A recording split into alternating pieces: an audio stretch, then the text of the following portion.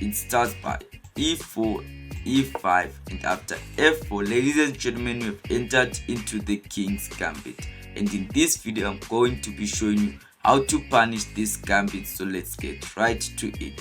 So in this position, you play the move d5. And here, if white decides to take on e5, then you just play the move queen h4. And if it decides to block, then definitely you just play the move queen takes e4, and white loses the rook in the next move. Okay, let's just go back. What if white decides to be stingy? Then I guess you still take on e4, and if the king decides to run away, then it's going to be mate. If not, white sacrifices his queen and you gain it. But if white decides to be stingy with the queen here, it's going to be mate after the king moves here. It's just going to be mate after a few moves like queen to g6, the king moves forward, and the queen goes to f5. And when the king moves back, then bishop to f2 will be the killer move. So here white will be already losing. Okay, let's return back to the d5 situation. What if white takes here? Then here in this position you have two options: to push your pawn or to just take. Okay, let's start with the option of taking here. Yes, this one is the most aggressive form of this gambit. Yes, this is the Falkbeer counter gambit that I'm already playing here by playing the move d5. So okay, let's continue. In this position, if white decides to be silent, plays his knight here, then I guess black will be aggressive by playing the move queen to h4 check here. And if he decides to block, then I guess it's a free pawn, because if he takes back, then I guess it's mate in a few moves. So definitely will be mate in a few moves, which means that it will be off. Okay, let's just go back to this position. Right, so what is the best move for white? The best move for white is for white to develop here and steal. Here as black, you just develop your knight, and if he plays d5 attacking this pawn, then you just take here. And if white says that I'm not comfortable with this knight and decides to play c4, and here in this position you just play bishop to b4, and here cannot block with the knight because it's absolutely stupid. You're just losing a rook. So definitely here most likely white is going to block with the bishop. Here you play this sneaky move knight to e3. You are attacking this queen, so this queen has to move. Here some opponents might just play silly moves here, because here the knight is not attacking, the queen only is also threatening to fork. So here white might play the move queen to a4 check.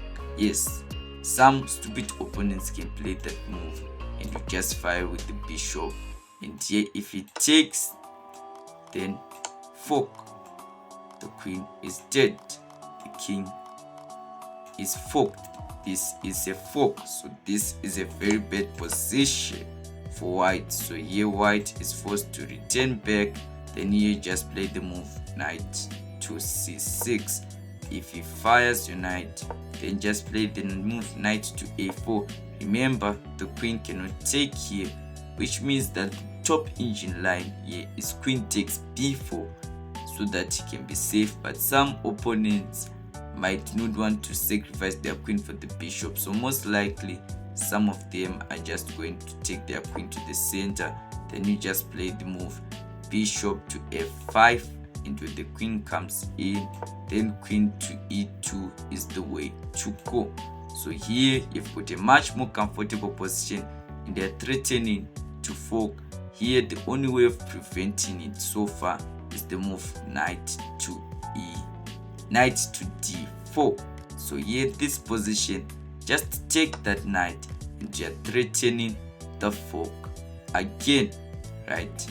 And here what black wants is to trade off this powerful bishop, so that you are much more less threatening then he brings the queen, fact the queen to d2, which is the top engine line here, and you trade off queens.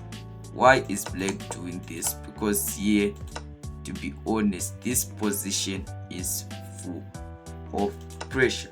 So okay, so if he doesn't play knight to e4 here, what was going to happen? Let's just say black decides to play any silly random move, like developing his knight here. There was going to be a fork. Yeah, that was going to happen, and this rook is gone. So this is a very complicated position, but also black is winning in this position. Okay, we've checked on the first continuation, so let's return back to the position of d5 here. After it takes your pawn here, you also have another option, which is to push it forward. And they're just saying, pushing it forward, won't it just be attacked? Yes, we want white to attack because we can just defend. We're just saying that won't the queen just come out? Don't worry about that, just develop your bishop. And here, if it takes, just castle. There's nothing wrong with it. And here is already saying that this pawn is in, and if it decides to defend it, then I guess you've got yourself a free knight and won the lottery, because after knight takes e4, queen takes e4, there's this sneaky move bishop to h4, and here if it blocks, it doesn't matter, because here the rook is just going to be laser beaming down this side, and this queen is for free. So let's just say it discovers your tactic and decides to run away.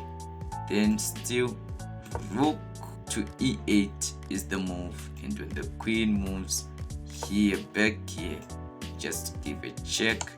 When it comes out, just play the move knight to a6, and here the whole point is to come here on b4, which means that you want to prevent it by playing here. Then you still bring out your bishop here, and if he brings out his bishop to save the game, just take. He has two options, either to take with the queen or the king. Let's just say it takes with the queen, it's still the same.